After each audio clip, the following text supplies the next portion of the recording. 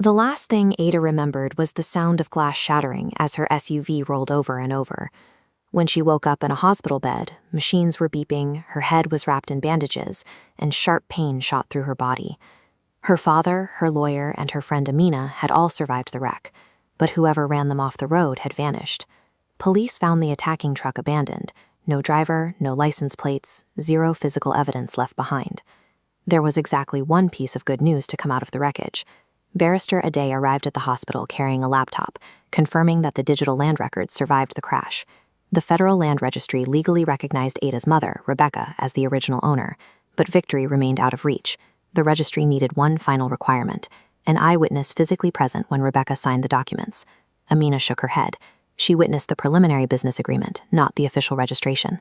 A massive legal loophole. Surviving a high-speed assassination attempt secured Ada's life, but it did nothing for her inheritance. Without that specific eyewitness to close the timeline gap, her legal battle was completely paralyzed. Back in the village, Grace seized the opportunity. She visited Ada's house carrying food, hugging neighbors, and crying loudly about the tragic accident. She put on a highly public, flawless performance of heartbreak and sympathy. The villagers praised Grace's kindness, but Grandma Ngozi remained silent. She watched Grace carefully, leaning heavily on her wooden walking stick, and offered a single warning: loud tears often hide dark intentions. Ada knew exactly who orchestrated the crash, but while her case was stuck in legal limbo, Grace remained free to shape village perception. Until that missing witness was found, the official truth was whatever Grace said it was. The stalemate broke that evening. Grandma Ngozi searched her memory and recalled a crucial detail from 2 decades ago. She remembered the name of the survey officer who helped Rebecca, Samuel Okoro. Barrister Ade immediately ran the name through the national database.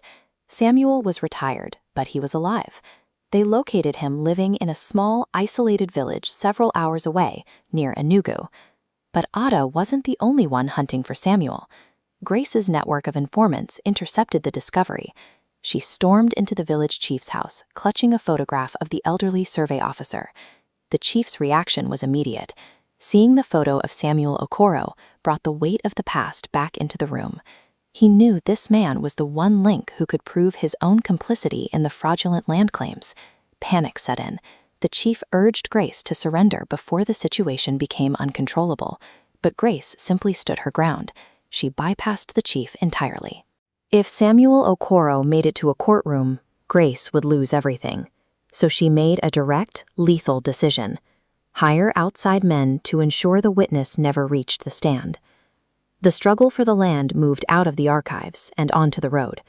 Ada was driving toward Enugu to secure the testimony, while Grace's hired men were already en route with orders to kill the witness before he could speak. 2 days later, Ada, her father, Amina, and the lawyer pulled up to a quiet compound surrounded by mango trees. They had beaten Grace's men to the location. An elderly man sat reading a newspaper on the veranda. Barrister Ade introduced himself as Rebecca's lawyer. Samuel stood up, walked slowly toward Ada, and placed a trembling hand on her shoulder. Looking at her face, he immediately recognized the spitting image of the honest woman he had helped decades ago. Samuel disappeared into his bedroom and returned with an old metal box.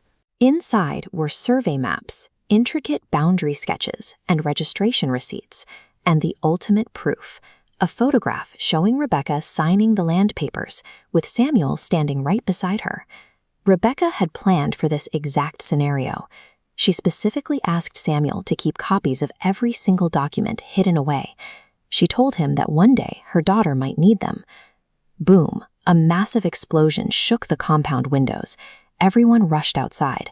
Grace's hitmen had arrived, detonating a bomb that engulfed Samuel's old pickup truck in fire and thick black smoke. The timing was incredibly narrow. A mother's 20-year-old contingency plan had successfully secured the undeniable truth, just moments before modern violence arrived at the doorstep to destroy it. Outside the compound, a motorcycle sped down the dusty road. 2 men in helmets looked back at the burning wreckage, assuming their fiery intimidation worked. They were wrong. Samuel watched his truck burn, then turned to Ada. Instead of terrifying him into silence, the attack deeply galvanized the old man. He looked her in the eye and promised that no matter what happened next, he would testify. Miles away, Grace's phone rang. The voice on the other end delivered the bad news. The old man survived the explosion, and the intimidation had failed. Grace closed her eyes. Her entire position had collapsed. The legal ambiguity protecting her was shattered by the metal box. Her co-conspirator, the chief, had abandoned her, and her hired hitmen had failed to eliminate the target. With 0 options left, she opened a drawer in her desk. She reached inside and pulled out a loaded pistol. If her proxies couldn't stop Ada, she was going to finish the job herself. The fight over land deeds and registry loopholes was entirely over. The legal paperwork no longer mattered. By successfully securing her mother's legal legacy, Ada had backed an armed, desperate animal into a corner, and Grace was preparing for a lethal final confrontation.